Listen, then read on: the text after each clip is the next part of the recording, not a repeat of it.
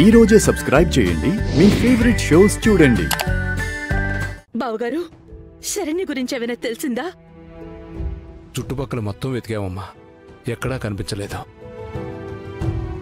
ఎక్కడికెళ్ళిందో ఏమో.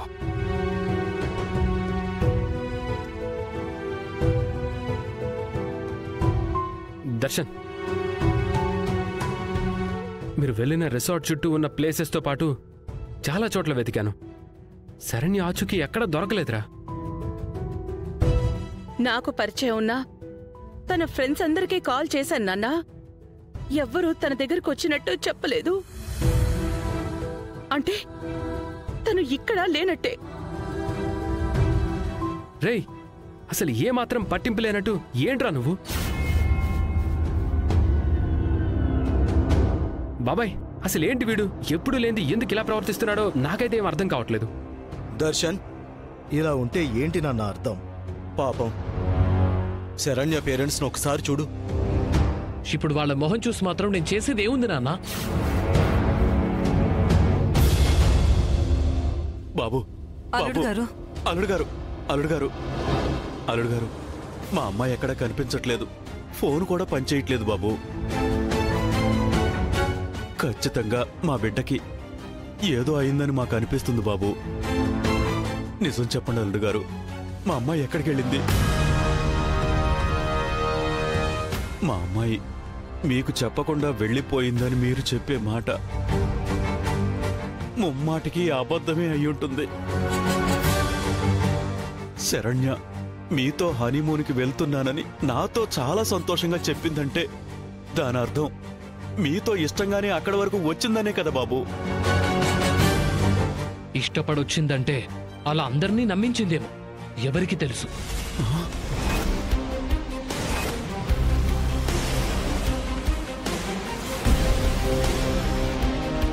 లేదు అల్లుడు గారు, ఎవ్వరినీ నమ్మించే అవసరం నా బిడ్డకు లేదు.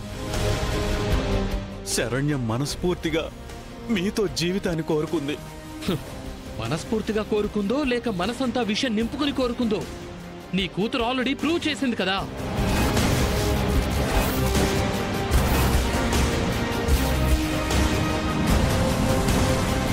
అందుకు సాక్ష్యం ఇదిగో మా ఇంట్లో వాళ్లే. కావాలంటే అడగండి, చెప్తారు. దర్శన్, అప్పుడు జరిగిన దానికి ఇప్పుడుతో ఎందుకు ముడివేస్తున్నావు నాన్న?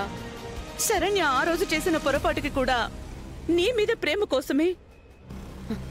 అది ఇంట్లో అందరికీ తెలుసు.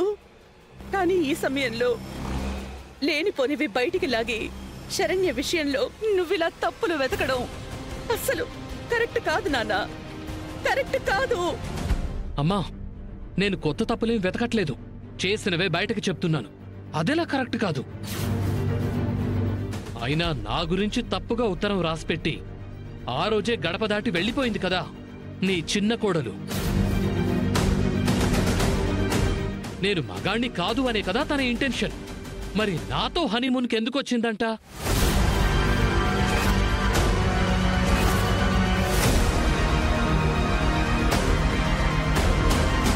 మనసులో ఇలాంటిదేదో ప్లాన్ చేసుకునే నాతో వచ్చుంటుందని నేనెందుకు అనుకోకూడదు? అయ్యో, ఏంటండి అల్లుడు గారు మాట్లాడేది? అల్లుడు గారు, నా కూతురు గురించి దయచేసి తప్పుగా మాట్లాడకండి, తప్పుగా మాట్లాడకండి.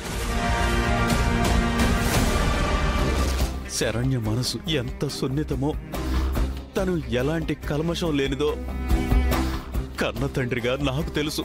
ఇంకా చాలా ఆపండి. అది కల్మషం లేని మనసో లేక కన్నింగ్ మనసో మీకు కాదు, కలిసి బతికే నాకు తెలుస్తుంది. అయినా నీ కూతురు కాబట్టి అది ఎంత తప్పు చేసిందైనా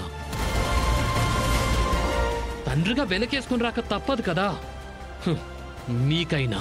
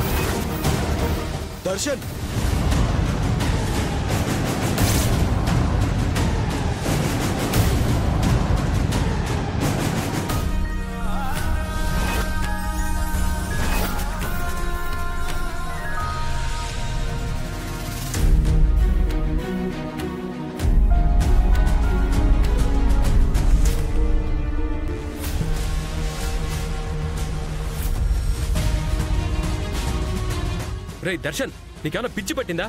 అలా పెద్ద ఆయన మీద చేయి చేసుకుంటావా? ఎవరిక్కడ పెద్ద ఆయన? దర్శన్,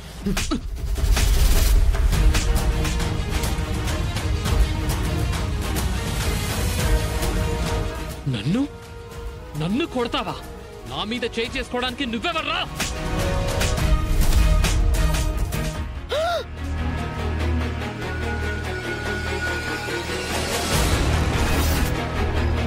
నా మీదే చేయి చేసుకుంటావా?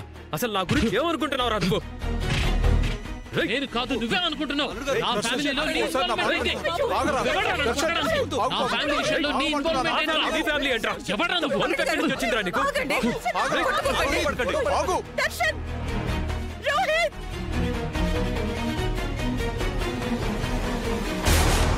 బాబు రోహిత్ ఆపండి. అల్లుడు గారు, రోహిత్, రేయ్, ఆగండిరా.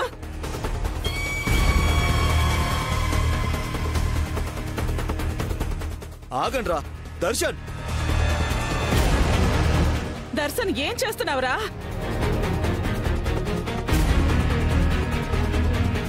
ఒరే మీ ఇద్దరు అన్నదమ్ములరా, ఏంట్రా ఈ గొడవ? అల్లుడు గారు, దర్శన్, రోహిత్ ఆగండి బాబు. రోహిత్, ఆగండి. దర్శన్,